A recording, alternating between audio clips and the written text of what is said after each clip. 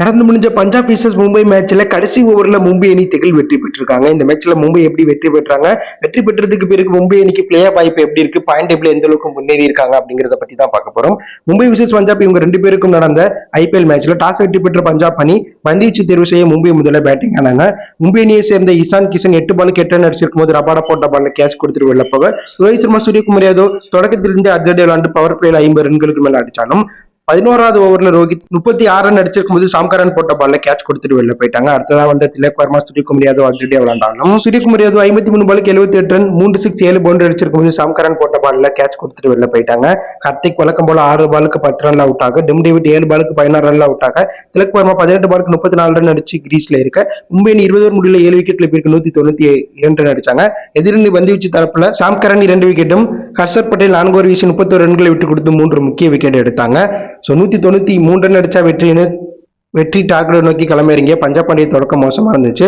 இந்த அணியை சேர்ந்த பிரபு சிம்ரன் டெக் அவுட்லையும், சாம்கரன் 7 பாலுக்கு 6 ரன் அடிச்சிருக்கும் போது பும்ரா போட்ட பால் இசான் கிஷன் கேட்ச் கொடுத்து வெளில போயிட்டாங்க. ரூசோ 1 ரன் அடிச்சிருக்கும் போது பும்ரா போட்ட வேற லெவல் யாக்கர்ல கிளீன் போல்ட் ஆயிட்டு வெளில போக, ஹர்ப்ரீத் 16 பாலுக்கு 13 ரன் அடிச்சிருக்கும் போது அவுட் ஆக, லிவிங்ஸ்டன் 2 பாலுக்கு 1 ரன் அடிச்சிருக்கும் போது சராட் கோசி போட்ட பால்ல சராட் கோசிட்டே கேட்ச் கொடுத்து வெளில போயிட்டாங்க.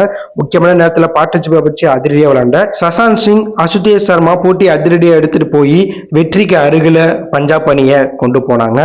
சசாந்த் சிங் 25 பாலுக்கு 41 ரன் அடிச்சிருக்கும் போது பும்ரா போட்ட பால்ல திலக்ட கேட்ச் கொடுத்துட்டு வெளில போக, அதிரடியா விளையாண்டு சம்பவம் பண்ணி பஞ்சாப் அணி வெற்றி பெற வைக்க போராடின அஜிஷேக் சர்மா 28 பாலுக்கு 61 ரன் 7 6 2 பவுண்டரி அடிச்சிருக்கும் போது சரால் கோசி போட்ட பாலை நவீட்ட கேட்ச் கொடுத்துட்டு வெளில போயிட்டாங்க. இங்கதான் மும்பை கேம்குள்ள வந்தாங்க. அதற்கப்புறம் வந்த ஹர்ப்ரீத் 21 ரன்லையும், ரபாடா 10வது விக்கெட்டை கடைசி ஓவர்ல ரன் அவுட் ஆக, பஞ்சாப் அணி 19.1 ஓவர் முடியல 10 விக்கெட் பேருக்கு 183 ரன் அடிச்சதுனால மும்பை அணி கடைசி ஓவர்ல சூப்பரா பந்து வீசினால 9 ரன் வித்தியாசத்துல திகில் வெற்றி பெற்றிருக்காங்க.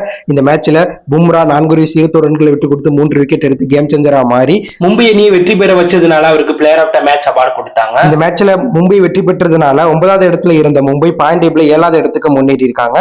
தற்போது மும்பை அணி 7 போட்டி விளையாண்டு 3 வெற்றி 4 தோல்வி பெற்று 6 புள்ளிகளோட 7வது இடத்துல இருக்காங்க. இதற்கு முன்பு 7வது இடத்துல இருந்த ஜிடி 8வது இடத்துக்கும், 8வது இடத்துல இருந்த பஞ்சாப் 9வது இடத்துல இருக்காங்க. ஆர்ஜிபி வழக்கம் போல 10வது இடத்துல இருக்காங்க.